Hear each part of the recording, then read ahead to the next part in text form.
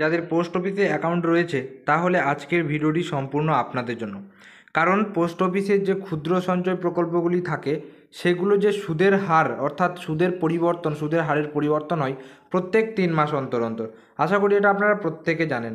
তো বছরের শুরুতেই অর্থাৎ এই যে 24-25 যে ফাইন্যান্সিয়াল ইয়ার রয়েছে এর প্রথম ত্রৈমাসিকে কিন্তু বেশ কয়েকটি পোস্ট অফিসে যে স্কিম ছিল সেই স্কিমগুলো সুদের হার পরিবর্তন করেছিল, অর্থাৎ সুদের হার বাড়িয়েছিল।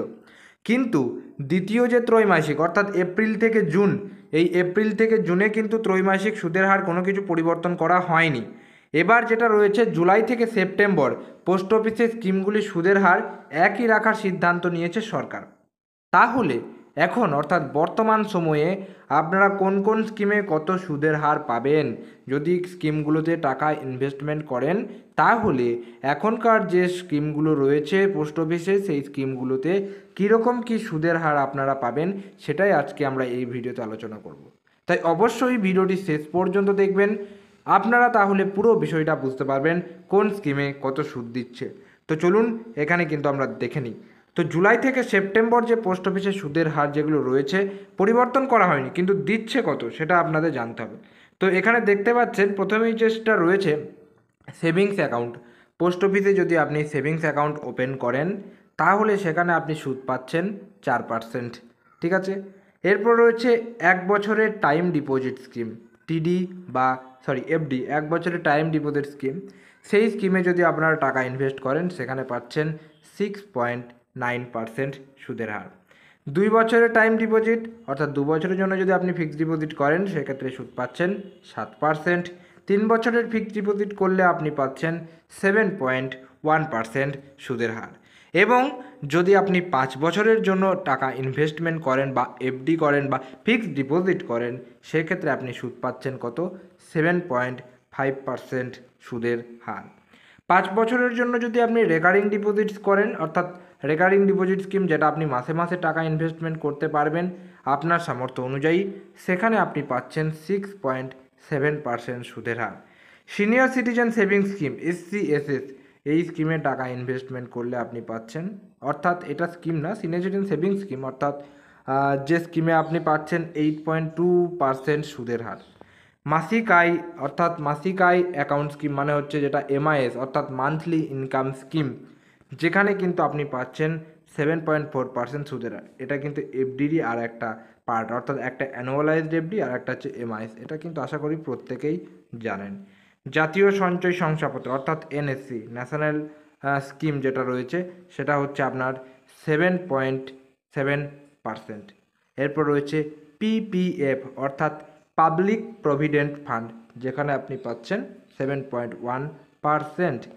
কিষাণ বিকাশ পত্র KVP, এই স্কিমে টাকা ইনভেস্টমেন্ট করলে পাচ্ছেন 7.5%। সুকন্যা সমৃদ্ধি অ্যাকাউন্ট অর্থাৎ SSY, সুকন্যা সমৃদ্ধি যোজনা, যেখানে পাচ্ছেন 8.2%। অর্থাৎ এই স্কিমগুলোতে আপনারা দেখতে পাচ্ছেন অ্যাভারেজ কিন্তু প্রত্যেকে কিন্তু সুদ পাচ্ছেন, মোটামুটি 7% উপরই পাচ্ছেন। পোস্ট অফিস বর্তমানে তাদের সেভিংস অ্যাকাউন্টে জমানো টাকার উপর 4% সুদ দিচ্ছে। এখান থেকে প্রাপ্ত সুদ করযোগ্য এবং বিনিয়োগের উপর ট্যাক্স ছাড় নেই, অর্থাৎ ট্যাক্সও কিন্তু পে করতে হবে। 1 থেকে 5 বছর মেয়াদে টাইম ডিপোজিটের উপর 6.9% থেকে 7.5% পর্যন্ত সুদ দিচ্ছে, অর্থাৎ এখানে কিন্তু আপনারা দেখতে পাচ্ছেন। এবং শুধুমাত্র 5 বছরের মেয়াদের বিনিয়োগে ট্যাক্স ছাড় পাবেন, বাকিগুলো ট্যাক্স দিতে হবে। 5 বছরের রেকারিং ডিপোজিট স্কিমে বর্তমানে 6.7% সুদ দিচ্ছে, যেখানে কিন্তু অর্থাৎ যেটা আপনার ট্যাক্সের যে ছাড় সেই ছাড়টা কিন্তু এখানে পাবেন না, অর্থাৎ ট্যাক্স কিন্তু সরকারকে দিতে হবে। পোস্ট অফিসের সিনিয়র সিটিজেন যে স্কিম রয়েছে বর্তমানে সেটা হচ্ছে 8.2%, এবং এখানে কিন্তু আপনার ট্যাক্সের ওপর ছাড় নেই।